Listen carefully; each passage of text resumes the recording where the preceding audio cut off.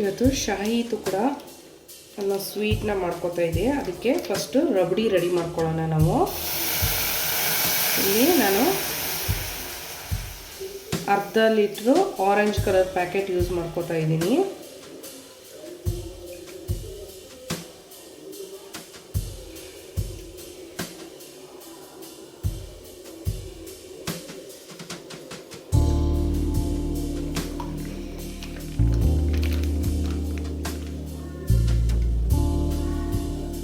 ಇದು ಹಾಲು ಚೆನ್ನಾಗಿ ಕುದ್ದು ತಿಕ್ಕಾಗಬೇಕು, ಅಂದರೆ ರಬಡಿ ಥರ ಆಗಬೇಕು.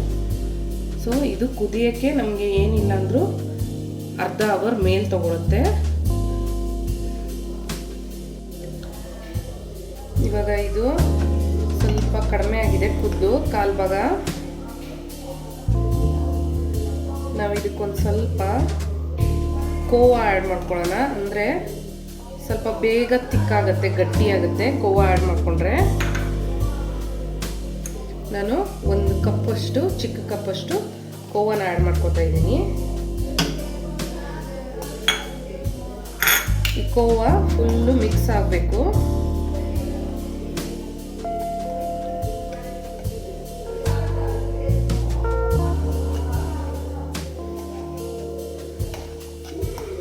ಹಾಲು ಜೊತೆ ಎಲ್ಲ ಕೋವಾ ಕರಗ್ಬಿಟ್ಟು ಮಿಕ್ಸ್ ಆಗಬೇಕು. ಹಾಲು ಇನ್ನೂ ಥಿಕ್ನೆಸ್ ಆಗುತ್ತೆ ಅವಾಗ. ಇವಾಗ ಇದು ಹಾಲು ಕುದ್ದು ಕುದ್ದು ಇಲ್ಲಿಂದ ಇಲ್ಲಿಗೆ ಬಂದಿದೆ, ಅಂದರೆ ಅರ್ಧ ಬಂದಿದೆ. ಸ್ವಲ್ಪ ಹಾಲು ತಿಕ್ಕಾಗಿದೆ. ಇವಾಗ ನಾವು ಒಂದು 5 ಟೇಬಲ್ ಸ್ಪೂನಷ್ಟು ಬಾದಾಮ್ ಪೌಡ್ರ್ ಆ್ಯಡ್ ಮಾಡ್ಕೊಳ್ಳೋಣ.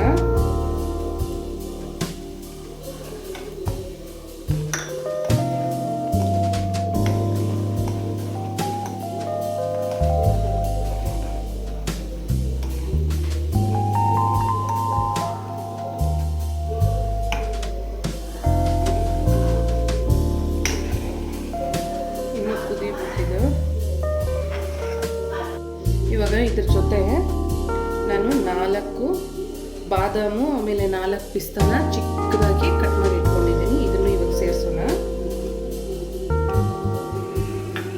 ಇದು ಇನ್ನೂ ಗಟ್ಟಿ ಆಗಬೇಕು. ಇವಾಗ ಇದು ಆಲ್ಮೋಸ್ಟ್ ರೆಡಿ ಆಗಿದೆ. ನೋಡಿ ಹಾಲು ಥಿಕ್ನೆಸ್ ಹೇಗೆ.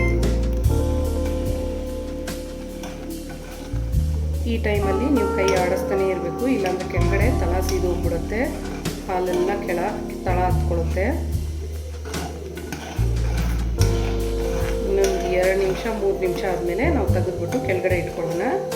ಆವಾಗ ಇನ್ನೂ ತಿಕ್ಕಾಗುತ್ತೆ ಹಾಲು ಆರ್ತಂದರೆ. ಇವಾಗ ನಾನು ಇದಕ್ಕೆ 1/4 ಟೀ ಸ್ಪೂನು ಏಲಕ್ಕಿ ಪೌಡ್ರನ್ನ ಸೇರಿಸ್ಕೊತಾ ಇದ್ದೀನಿ. ಹಾಗೆ 1 ಸ್ಪೂನ್ ಸಕ್ಕರೆ ಸೇರಿಸ್ಕೊತಾ ಇರೋದು. ನಾನು ಬಾದಾಮ್ ಪೌಡ್ರ್ ಯೂಸ್ ಮಾಡಿರೋದ್ರಿಂದ, ಬಾದಾಮ್ ಪೌಡ್ರಲ್ಲೂ ಸಕ್ಕರೆ ಅಂಶ ಇರೋದ್ರಿಂದ ನಾನು 1 ಸ್ಪೂನ್ ಮಾತ್ರ ಸೇರಿಸ್ಕೊತಾ ಇರೋದು. ನೀವು ರುಚಿಗೆ ತಕ್ಕಷ್ಟು ಹಾಕ್ಕೊಳ್ಳಿ. ಸಕ್ಕರೆ ಜಾಸ್ತಿ ತಿನ್ನೋರಾದರೆ ಸಕ್ಕರೆ ಜಾಸ್ತಿ ಯೂಸ್ ಮಾಡ್ಕೋಬೋದು.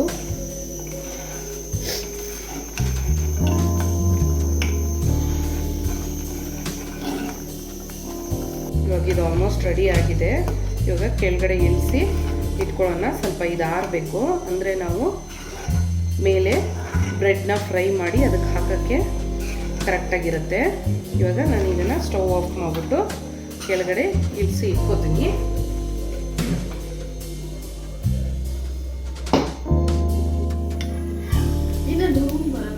ಇದು ಕ್ರಿಸ್ಪಿ ಆಗೋವರೆಗೂ ನಾವು ರೋಸ್ಟ್ ಮಾಡ್ಕೋಬೇಕು. ನಿಮಗೆ ಸೈಡ್ಸು ಬ್ರೆಡ್ ಸೈಡ್ಸ್ ಏನಾದರೂ ಬೇಡ ಅನಿಸಿದರೆ ನೀವು ಅದನ್ನು ಕಟ್ ಮಾಡಿ ತಕ್ಕೋಬೋದು. ನಾನು ಅದನ್ನು ಇಟ್ಟಿದ್ದೀನಿ. ಈ ಥರ ಗೋಲ್ಡನ್ ಬ್ರೌನ್ ಆದಮೇಲೆ ತೆಗೆದುಬಿಡಬೇಕು.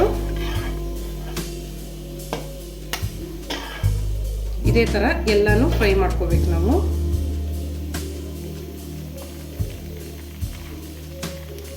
ಇವಾಗ ಫ್ರೈ ಮಾಡ್ಕೊಂಡಿರೋ ಬ್ರೆಡ್ನ ನಾವು ಈ ಥರ ಫ್ರೈ ಮಾಡ್ಕೊಂಡ್ವಲ್ಲ, ಅದನ್ನ ಈ ಥರ ನಾನು ಒಂದು ಬ್ರೆಡ್ಡಲ್ಲಿ 4 ಭಾಗ ಮಾಡ್ಕೊಂಡಿದ್ದೀನಿ. ಇವಾಗ ನಾವು ಈ ಥರ ಅರೇಂಜ್ ಮಾಡಿಕೊಂಡು ಇದ್ರ ಮೇಲೆ ನಾವು ಮಾಡ್ಕೊಂಡಿರೋ ರಬಡಿನ ಹಾಕ್ಕೋಬೇಕು.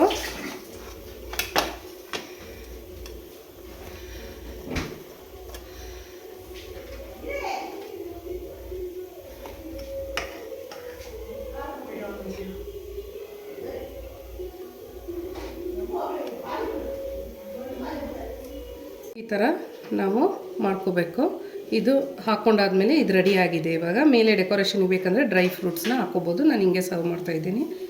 ಇದು ಇವಾಗ ಟೇಸ್ಟ್ ಮಾಡೋಕ್ಕೆ ರೆಡಿ ಇದೆ.